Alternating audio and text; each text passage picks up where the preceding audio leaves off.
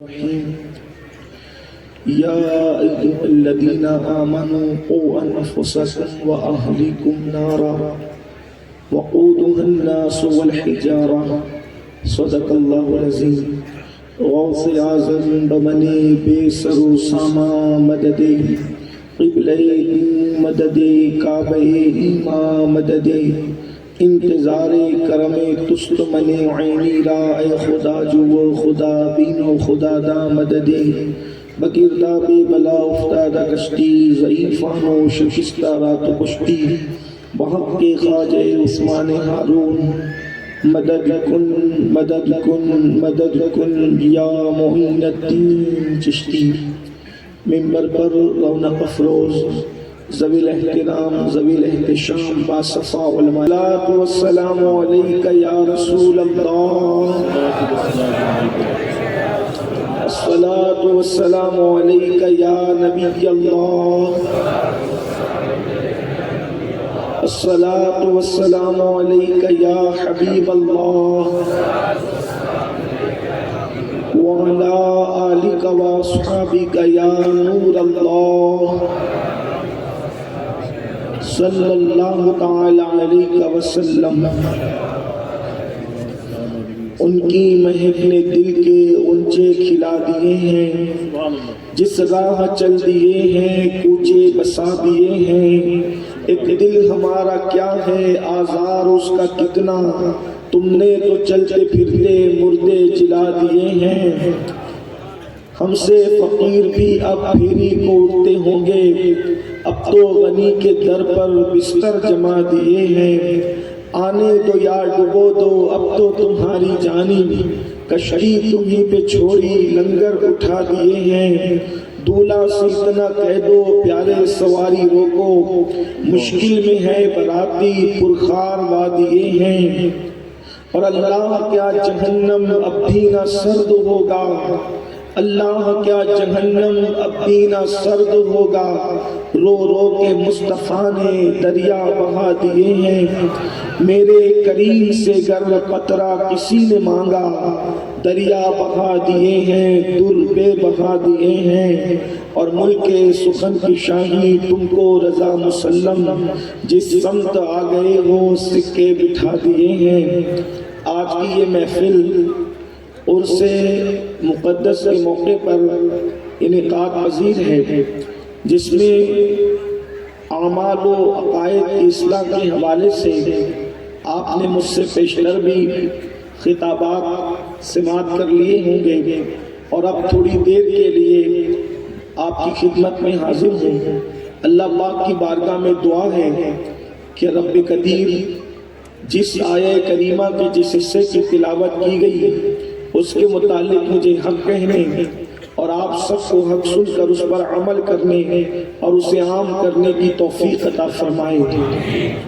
اس دنیا کے اندر اللہ تبارک و تعالیٰ نے ہمیں اور آپ کو پیدا فرمایا بھیجا، اور بحیثیت مسلمان ہم سب کا یہ عقیدہ ہے کہ اس دنیا کے اندر پہلی اور آخری مرتبہ ہماری آمد ہوئی ہے. اس سے پہلے اس دنیا میں ہم کبھی نہیں آئے تھے، اور جب اس دنیا سے چلے جائیں گے مر کر تو دوبارہ پھر اس دنیا کے اندر ہماری کبھی واپسی نہیں ہوگی. ہم پلٹ کر اس دنیا کے اندر نہیں آئیں گے. ہمارے یہاں جنم نہیں ہے، بار بار پیدائش نہیں ہے، ہمارے یہاں آواگمن نہیں ہے. ہمارے یہاں صرف دنیا میں ایک ہی جنم ہے اور ایک ہی مرتبہ ہے، اور دنیا میں اللہ نے فرسٹ اینڈ لاسٹ مرتبہ ہمیں بھیجا ہے، پہلی اور آخری مرتبہ بھیجا ہے. اس سے پہلے کبھی نہیں آئے تھے، اس کے بعد کبھی نہیں آئیں گے. اس کا مطلب یہ ہے کہ جو دن ہماری زندگی میں آتا ہے وہ پہلی اور آخری مرتبہ آتا ہے، جو ہفتہ ہماری زندگی میں آتا ہے وہ پہلی اور آخری مرتبہ آتا ہے، حتیٰ کہ جو سیکنڈ ہماری زندگی میں آتا ہے وہ پہلی اور آخری مرتبہ آتا ہے. ہے۔ اس سے پتہ چلا، اللہ اکبر، آپ اندازہ کریں کہ جو دن زندگی میں پہلی اور آخری مرتبہ آئے، پھر اس کی قدر کتنی ہونی چاہیے، اس کی اہمیت کتنی ہونی چاہیے، اس زندگی کی قدر کتنی ہونی چاہیے۔ اللہ تبارک و تعالیٰ نے زندگی دے کر ہم پر احسان کیا، لیکن ساتھ ہی ساتھ اس نے ہمارا امتحان بھی لیا۔ قرآن دنیا میں آنے کا مقصد بیان کرتا ہے، یہ زندگی اللہ نے کیوں عطا فرمائی، اور یاد رکھنا دنیا میں ہمیشہ نہیں رہنا، ایک دن موت آئے گی، موت کی تلوار ہمارے سروں پر لٹک رہی ہے، ایک دن موت آئے گی، روح اور جسم کا رشتہ ٹوٹ جائے گا، پھر ہم نہ نیکی کر سکیں گے نہ گناہ کر سکیں گے، جو کچھ کر سکتے ہو صرف زندگی میں کر سکتے ہو، موت کے بعد کوئی عمل نہیں کیا جا سکتا۔ اللہ اکبر، رب نے زمین پر کیوں بھیجا؟ تو قرآن کہتا ہے الذی خلق الموت والحیات لیبلوکم ایکم احسن عملا، کہ ہم نے زندگی اور موت کو پیدا کر کے تمہیں آزمایا ہے، تمہارا امتحان لیا ہے کہ کون تھوڑی سی زندگی کو پا کر اچھا عمل کرتا ہے، اچھا عمل کون کرتا ہے۔ اس کی جانچ کے لیے، اس کی پڑتال کے لیے، اس کی آزمائش کے لیے اللہ نے دنیا میں زندگی دے کر کے بھیجا۔ اور یاد رکھنا، اگر دنیا کے اندر اپنی مرضی کے مطابق زندگی گزارو گے، اپنی طبیعت کے مطابق زندگی گزارو گے، تو قرآن پکار پکار کر کہہ رہا ہے طبیعت کے مطابق زندگی گزارنے والوں، اللہ رب العزت نے اعلان کر دیا ان الابرار لفی نعیم وان الفجار لفی جحیم، کہ ہم نے نیکوں کے لیے جنت بنائی ہے اور فاسقوں کے لیے ہم نے جہنم تیار کر رکھی ہے۔ لیکن جہنم بنانے کے بعد بھی اللہ نہیں چاہتا کہ محبوب کے غلام جہنم میں جائے، اللہ نہیں چاہتا کہ محبوب کے نام لیوا جہنم میں جائے، اللہ نہیں چاہتا کہ محبوب کا کلمہ پڑھنے والے جہنم میں جائے۔ اسی لیے اللہ نے ایمان والوں کو دو ذمہ داری عطا فرمائی، یا ایھا الذین آمنوا قوا انفسکم واہلیکم نارا، اے ایمان والو اپنے آپ کو بھی اور اپنی اولاد کو بھی جہنم کی آگ سے بچاؤ۔ کون سی جہنم؟ وقودها الناس والحجارہ، وہ جہنم جس کا ایندھن انسان اور پتھر ہے۔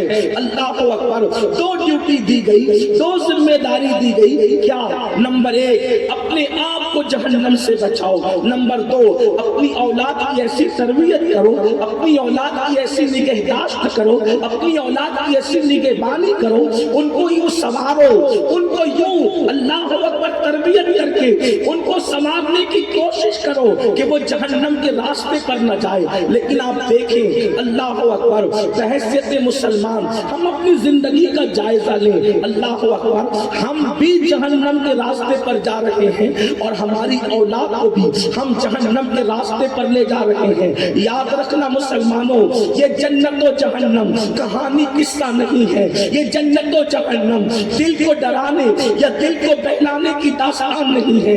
جنت بھی حق ہے اور جہنم بھی حق ہے۔ تھوڑی دیر کے لیے آپ کی بھی اور اپنی بہنوں کی بھی توجہ چاہتا ہوں، اللہ اکبر، یہ جہنم کیا ہے؟ آئیے ذرا حدیث پاک کی روشنی میں سنیں، جہنم کسے کہتے ہیں؟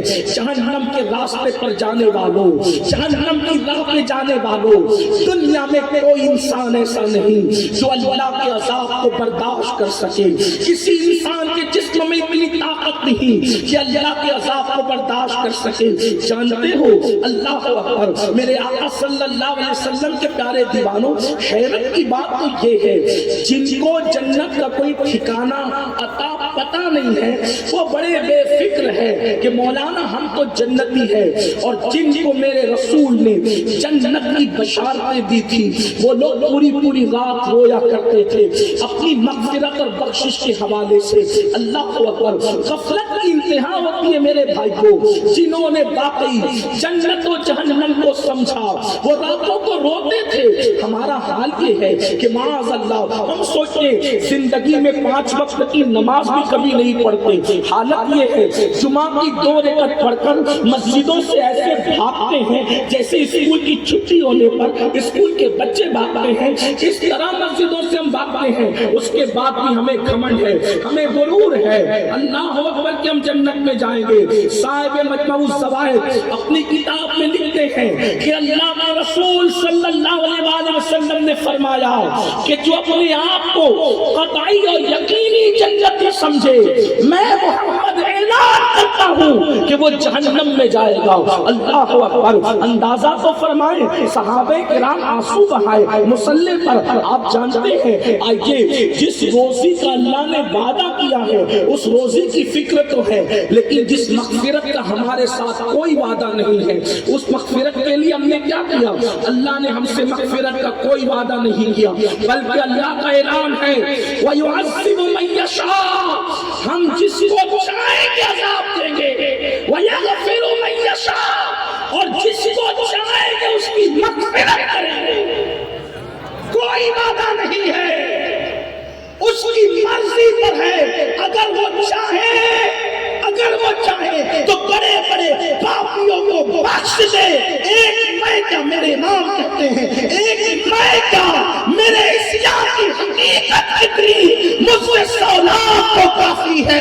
اشارہ تیرا اگر وہ چاہے تو محبوب کے اشارے ابرو پر کروڑوں مجرموں کو جنت عطا کر دے، اور اگر وہ نہ چاہے تو نبی کا سگا چچا بھی بچو کی شکل میں جہنم میں ڈالا جائے۔ اٹھا کے دیکھو حدیث پاک، کیا آزر ابراہیم علیہ السلام کا سگا اور حقیقی چچا نہ تھا؟ مگر حدیث میں آتا ہے کہ آزر کو بچو کی شکل میں جہنم کے اندر داخل کیا جائے گا۔ ہم جسے چاہیں گے مغفرت کر دیں گے۔ کہاں ہے مغفرت کی فکر؟ کہاں ہے آخرت کی فکر؟ کہاں ہے؟ ہم نے کب آخرت کی فکر کی؟ جہنم کے عذاب سے بچنے کے لیے ہم نے کب سوچا؟